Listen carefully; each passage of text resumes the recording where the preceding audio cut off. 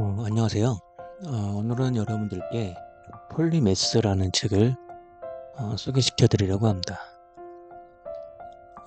처음에는 그 이름에 메스가 들어가 있어서 저는 수학 관련 책인 줄 알았습니다. 이 폴리메스란 다방면, 정확히 이야기하면 세 가지 이상의 분야에서 전문성을 갖고 있는 사람을 이야기합니다. 이 책은 자기계발 서적이라기보다는 전에 소개시켜 드렸던 도둑맞은 집중력같이 우리에게 방향성을 제시하는 책으로 보입니다.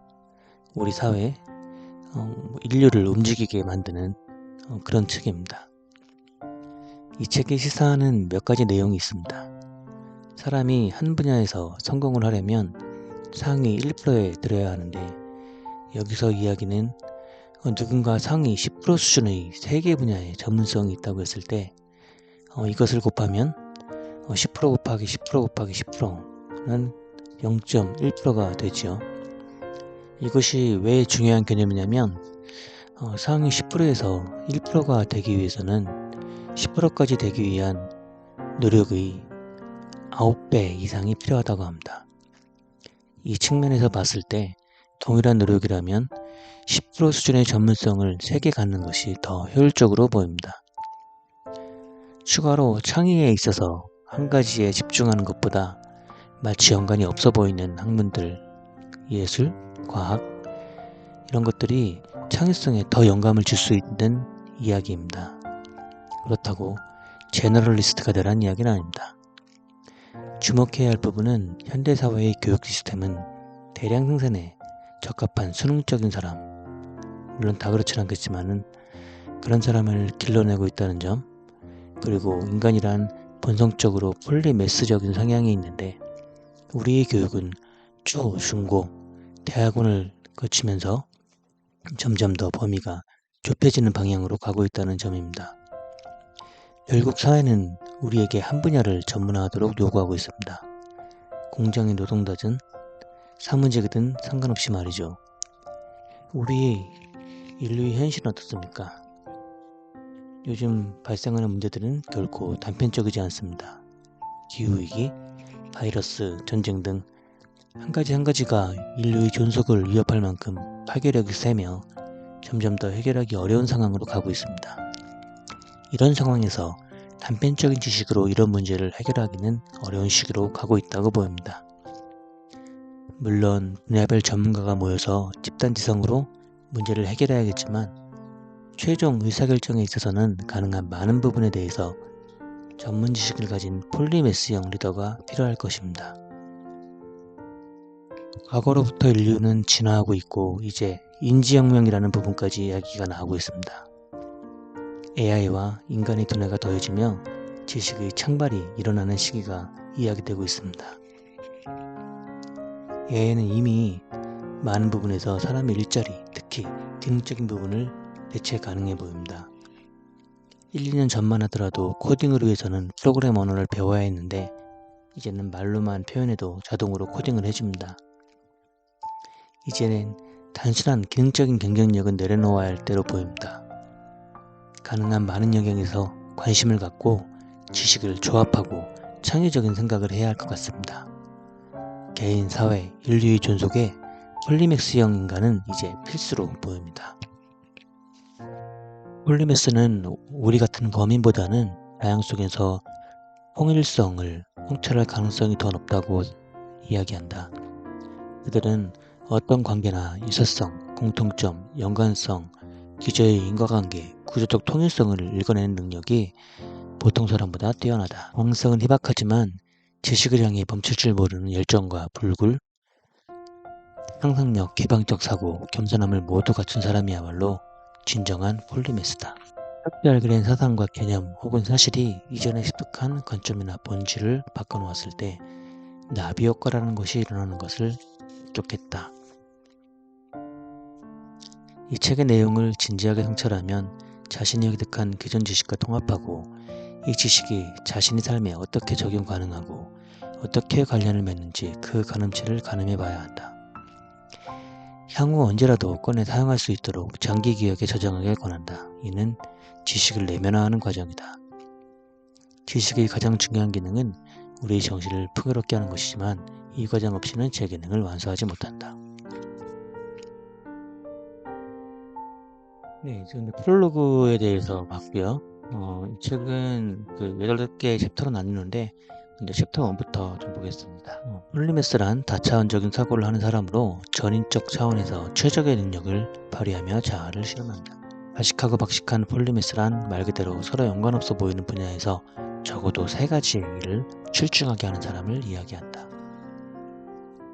다양한 재능을 발휘해 결실을 맺거나 각각의 재능과 관련한 분야에서 눈에 띄는 성과를 내지 못하면 진정한 폴리메스로 보기 어렵다. 폴리메스야말로 진정한 전문가다. 네, 챕터 2입니다.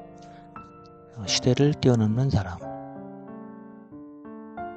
역사를 살펴보면 진정한 폴리메스에게는 다양한 관심사를 탐구하고 그 재능을 발휘할 수 있도록 특별한 신분이 주어졌다. 폴리메스는 르네상스 시대 유럽에서 특히 활발하게 활동했다. 라이프니츠는 하노버 왕가 밑에서 왕성하게 저술활동을 펼쳤고 코페르니쿠스는 바르미아 대주교의 후원 아래 천문학 발전에 기여했다.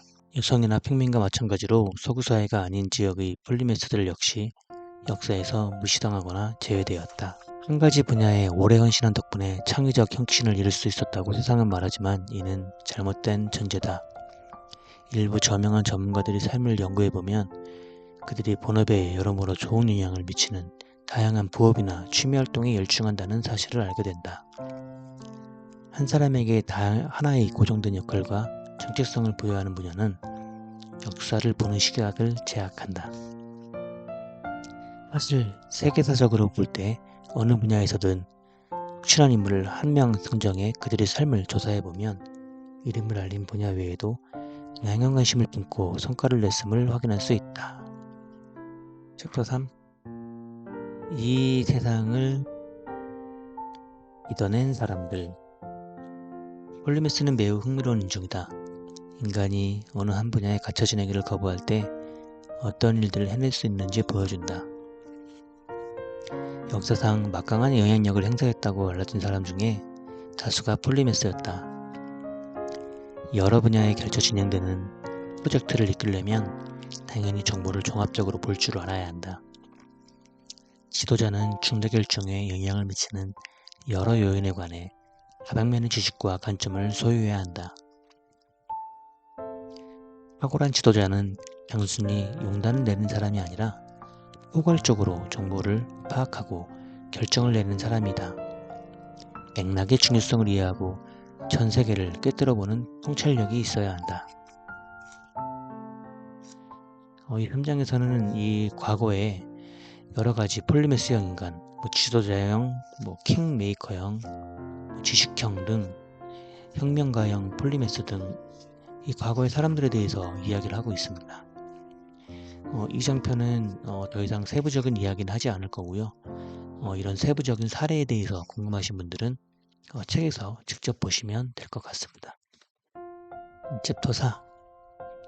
전문화 숭배.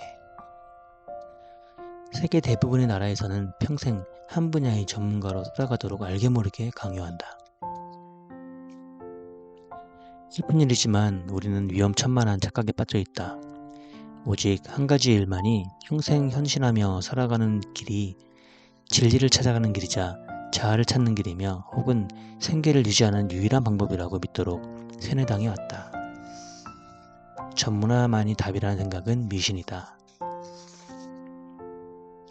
18세기 말에 유럽과 북미 지역에서 지식의 전문화가 시작되었다면 19세기 말에는 세계 곳곳에서 업무 혹은 직업의 전문화가 시작되었다. 제국주의가 촉발한 정부 관료제와 산업화가 촉발한 회사제도, 이 두 가지 강력한 축에 의해 직업은 갈수록 세분화되었다. 산업은 비단 경제뿐만이 아니라 사회의 모든 측면에서 작동하고 사람들을 분류하고 전문화하는 시스템이 모든 곳에서 작동하도록 기초를 놓는다. 이것은 다른 모든 기능을 희생하고 한 가지 기능만을 하는 사람을 개발하는 시스템이다. 인간이 지닌 파우스트적 보편성을 포기하고 전문화된 노동에 매진해야 하는 제약은 현대 세계에서 가치 있는 모든 노동의 전제 조건이다. 교육제도 역시 노동의 분업화와 전문화를 뒷받침했다. 교육기관들은 기업에 필요한 인적 자원을 양산해 전문화 시스템을 촉진하고 유지하는 원동력이 되었다. 산업혁명 이후 대량 생산에 필요한 노동자를 양성할 목적으로 대중교육이 도입되었다. 현대인은 자기가 이해할 수 있는 틀 안에 타인을 단단히 가두고 선명한 이름표를 붙이고 싶어한다. 사물을 범주화하는 인지적 성향의 원인이자 결과로 발생한 분업화와 전문화 시스템은 한 가지 분야에 집중하는 것이 생산성 향상과 효율성 개선보다 큰 수익으로 이어진다는 가설에 기초한다. 사회 곳곳에서 단단히 유지되는 구획화로 우리는 악순환에 빠져있다. 계명주의 시대의 백과사전과 마찬가지로 이 시대는 방대한 정보를 정리하고 집대성의 지식을 편리한 틀 속에 배치하고 있다. 현대는 다양하고 유기적이고 적응력이 좋은 사람을 요구하는 문화다. 학생들을 로봇처럼 취급해 천편일률적으로 다루는 것은 21세기 직업시장에 적합하지 않다. 마음에 들지도 않은 일을 억지로 하며 살아간다는 것은 이 시대의 가장 불행한 현실 중 하나다. 이런 현실 속에 인간의 존엄성은 치명상을 입고 잠재력은 끔찍한 수준으로 억압된다. 우리 사회의 한우물만 깊이 파도록 강요하는 문화가 팽배하고 어느 분야든 어느 정도 시간이 지나면 우물 밖으로 빠져나오기 거의 불가능하다. 이는 일종의 노예제도로서 우리는 무언의 굴레에 매여 있다. 사람들은 회사 업무 외에 세계를 성찰할 기회를 몹시 기다린다. 미친듯이 발전에 매달리면서 전례를 찾기 힘든 만큼 기술의 진보를 이루었지만 그러는 사이 인간의 자율성과 다양성이 희생되었다. 과도한 경쟁 문화야말로 분업을 촉진하고 전문가를 숭배하는 미신을 퍼뜨린 주범이다. 경쟁에 기반한 문화는 서로 자기의 생각을 교류하기보다는 배타적으로 방어하는 태도를 부추겼고 결과적으로 전문화 시스템은 더욱 공고화되었다. 홀리매스를 향한 관점 자체를 고쳐야 한다.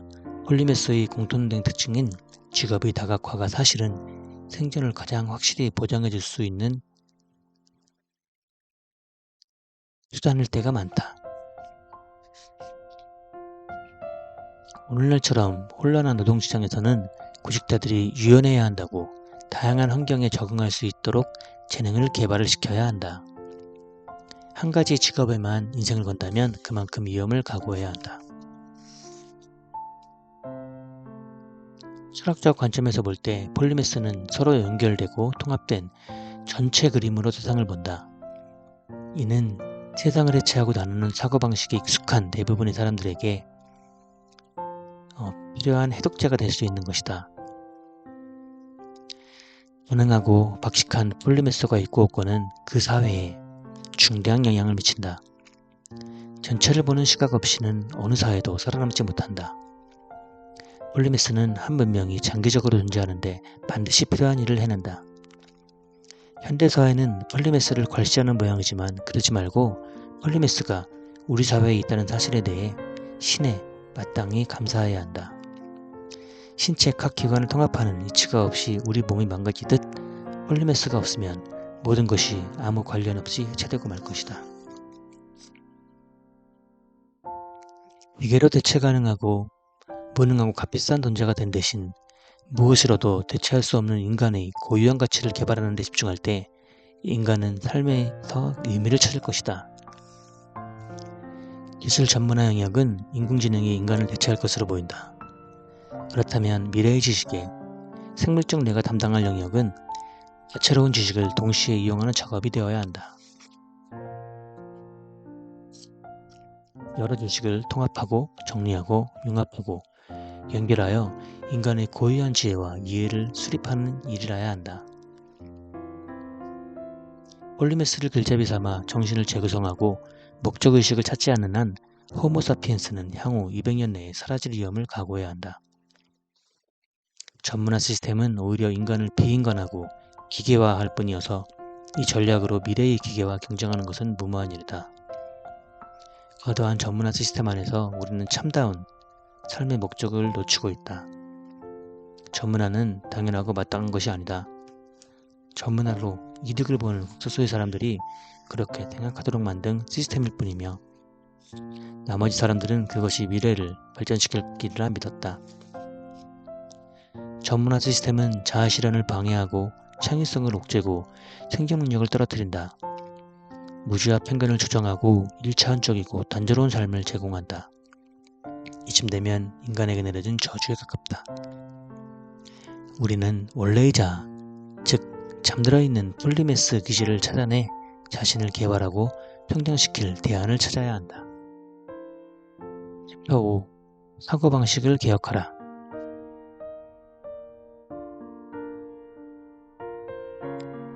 기술에서 인간을 간단히 앞지를 수 있는 초지능 기계가 등장하는 세상에서 거대한 기계의 부품처럼 한 가지 일만 잘하도록 교육받은 인간은 무슨 가치가 있을까?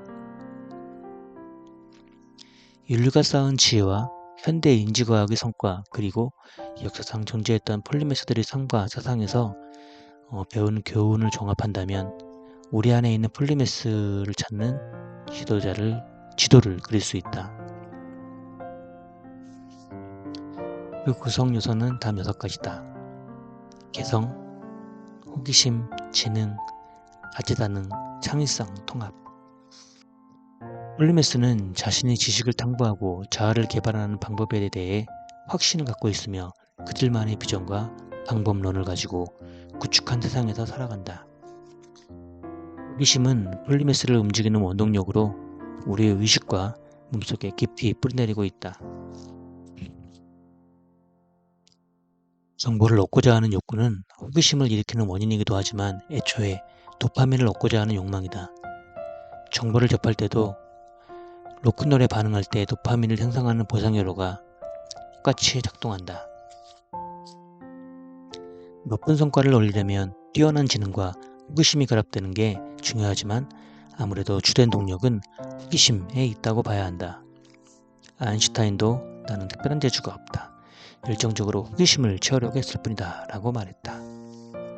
악이란 절대 진리는 없으므로 다양한 관점을 인정하고 타당성을 살펴야 한다는 것이다. 이 가르침을 설명할 때 자주 인용되는 비유가 그 유명한 장님 코끼리 만지기이다.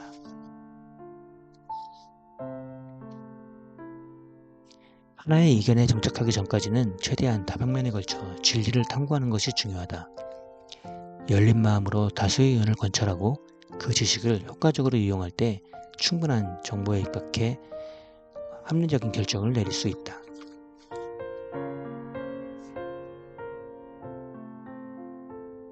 대부분의 사람들은 설령 주어진 답이 정확하거나 최선의 것이 아니어도 서둘러 결론을 내려고 하고 이를 가리켜 인지적 종결 욕구로 칭한다. 시간을 배제하고 열린 자세로 온갖 주제를 넘어들며 질문하고 답하는 과정에서 남들이 보지 못하는 진리를 이해하게 된다. 참된 지혜란 자신이 아무것도 모른다는 사실을 아는 데 있다. 소크라테스처럼 말하고 소크라테스처럼 사는 것보다 아리스토텔레스처럼 말하고 카이사르처럼 사는 쪽이 훨씬 쉽다. 다시 말해 영원히 구도자로 남아 끈질기게 진리를 추구하는 삶에 비하면 이미 진리를 소유한 사람으로 기쁨을 누리며 도도하게 사는 쪽이 훨씬 쉽다.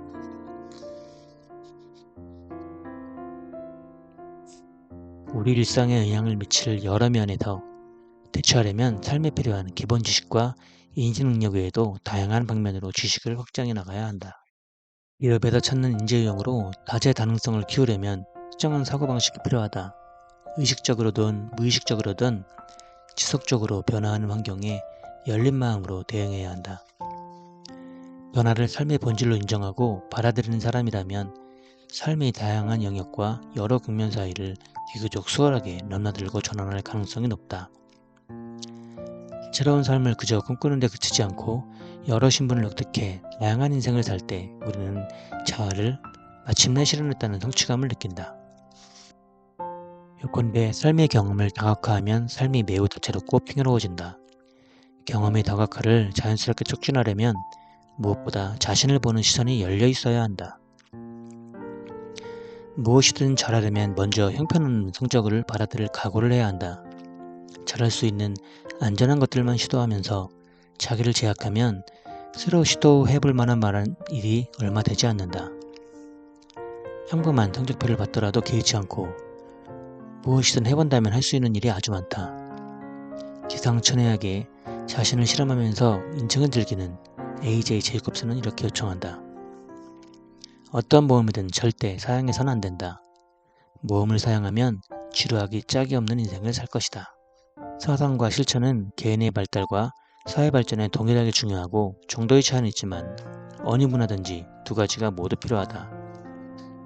주인은 참다운 배움을 위해서는 암과 실천 중 어느 하나도 빠져서는 안 된다고 말했다.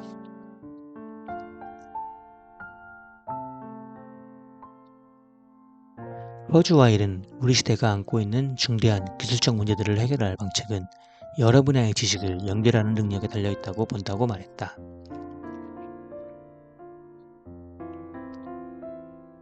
아인슈타인처럼 특별한 전문가들은 그들이 즐기는 취미가 실제로 그들의 본업에서 연구 성과를 향상하는 데 중요한 게 기여했다라고 말했다. 아인슈타인은 나는 종종 음악으로 생각한다 라고 말했다. 미술과 과학은 상상력이라는 동일한 원천에서 나온다.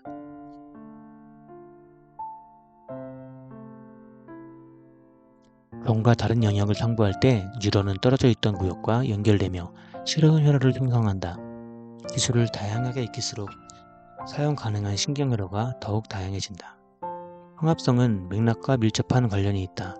특정한 대상이나 현상을 제대로 이해하려면 대상이나 현상을 둘러싸고 있는 큰 그림 안에서 의미를 파악해야 한다. 이를 가리키는 말이 맥락이다.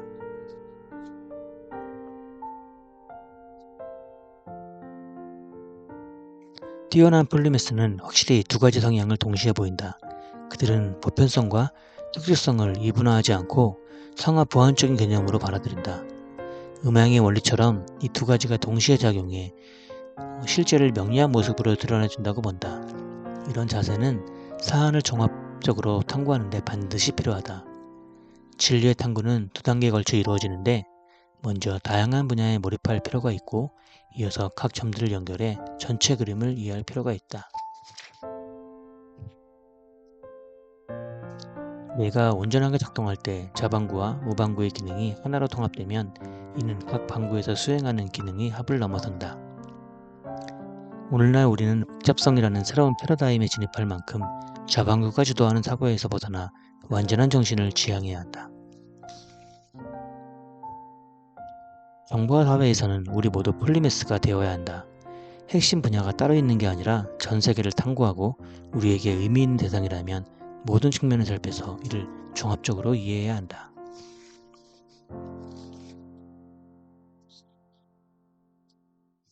인지혁명은 아직 오지 않았다. 인세계에는 새로운 인지혁명이 틀림없이 일어나야 한다. 인류가 현재 멸종위기에 직면해 있으므로 중대한 결단을 내려야 한다는 평가에서 이의를 제기할 사람은 거의 없다.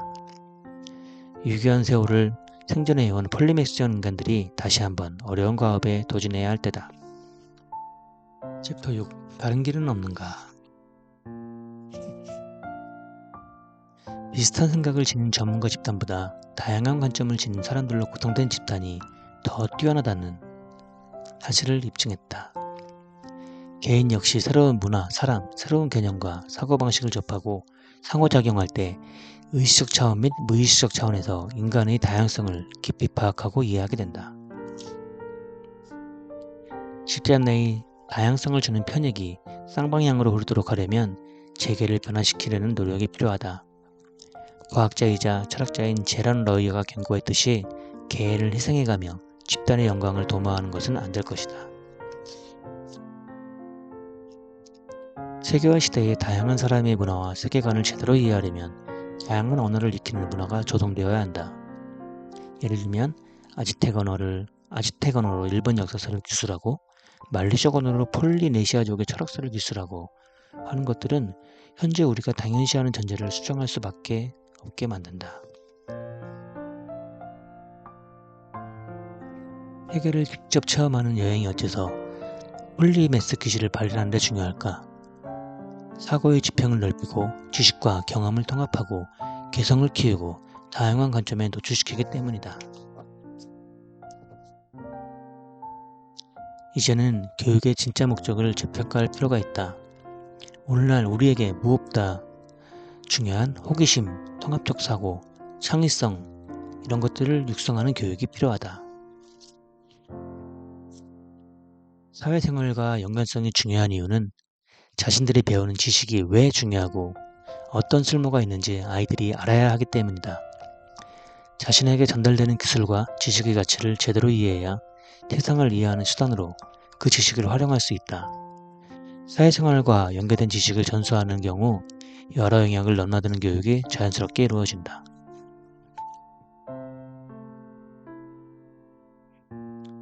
학생은 각 과목에서 쌓은 지식과 실력만이 아니라 그들이 갈고 닦은 과목이 얼마나 다양한지에 따라서도 평가를 받아야 한다.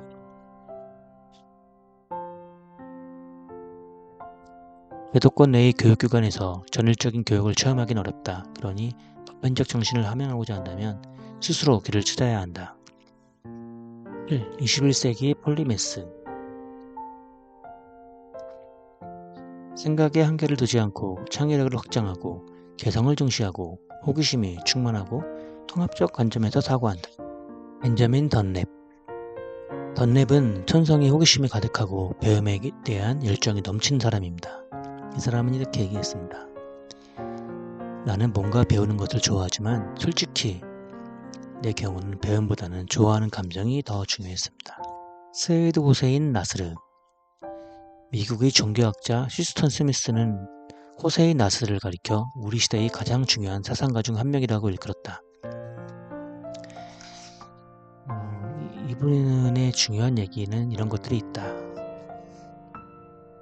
한 분야만 습득하는 것으로는 결코 허기가 가시지 않았습니다.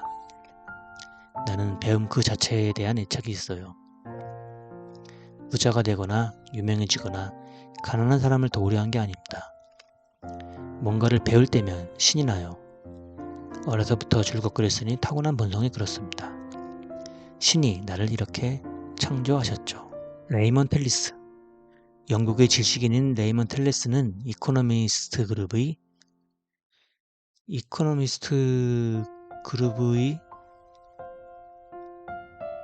진정한 살아있는 폴리매스 중 한 명이다. 그는 이렇게 말했다. 자기 안에서 일어나는 호기심을 억압하지 마세요. 내 전문 분야가 아니라는 이유로 흥미를 가지면 안 된다고 말하는 것은 자기부정이며 지적인 면에서는 자살행위나 다름없습니다.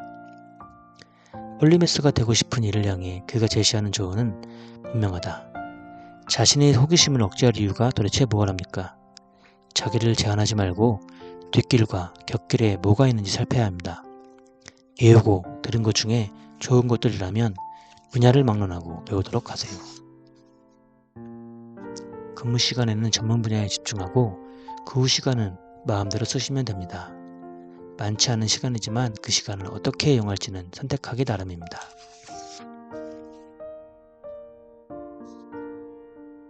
완벽에 이르기 위해 마지막 10%에 쏟아야 하는 시간이 처음 90%를 달성하기까지 걸리는 시간이 9배나 걸립니다. 새로 배울 기술을 어떻게 익힐지 계획을 세우는 시간이나 실제로 훈련하는 시간에 페리스는 방해받지 않고 빨리 배움에서 시동을 걸기 위해 문명의 위기로부터 자신을 차단하곤 했다.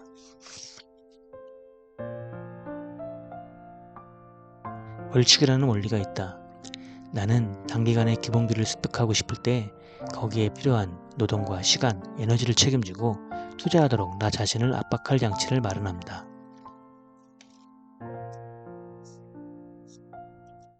무언가의 탁월한 대가가 되려면 효율적으로 시간을 써야 합니다. 자기 분야에서 상위 1%가 되면 직업의 안정성을 얻는다지만 이는 대단히 어려운 일이다. 반면에 서로 무관해 보이는 두세 가지 분야에 종사하면서 상위 10% 안에 들어가는 10%에 들어 이들 분야의 지식과 기술을 통합해 활용한다면 성공 확률은 훨씬 커진다. 8. 미래의 주인공. 표현하고 싶은 감정이 있고 세상과 공유하고 싶은 아이디어가 있다. 깨어날 순간을 기다리는 나를 찾아 내면을 탐험해야 한다. 정부, 군대, 기업, 정보기관 등 사람들이 무제한 상태로 자기들에게 예속되어 체계에 순응할 때 조직이 안정되게 유지되므로 사람들이 자유롭게 자기를 발견하도록 격려하지 않는다. 기존 질서를 유지하고 싶어하는 사람들에게 이 같은 인지혁명이 초래할 기존 질서의 파괴는 재앙이나 다름없다. 이런 까닭에 다양한 재능과 지식을 습득하는 일은 기존 사회를 바꾸는 투쟁이 된다. 전문화 시스템이 뿌리 깊게 자리 잡은 사회에서 서로 불리한 채 지내는 사람들에게 세상에서 차지하는 자신의 위치에 관해서도 제대로 파악하기 쉽지 않다. 그리고 계속 이 상태로 머문다면 지적으로나 경제적으로 누구에게 착취당하기 십상이다. 이 시스템에 길들여진 이들은 타고난 아름다움을 무시하고 자신을 드러낼 수 있는 여러 가지 가능성을 차단해버린다. 문화파와 전문화 시스템은 자율적이고 개방적인 사고를 하지 못하도록 우리를 구속하고 최적의 자아를 발현할 기회를 방해한다. 나아가 자기를 온전히 실현하고 자기만의 방식으로 인류에 기여할 수 있는 잠재력을 억압한다. 하지만 다행히도 우리 앞에는 다른 길이 놓여 있다. 네, 이렇게 책 리뷰를 마쳤고요. 앞서 말씀드린 대로 좀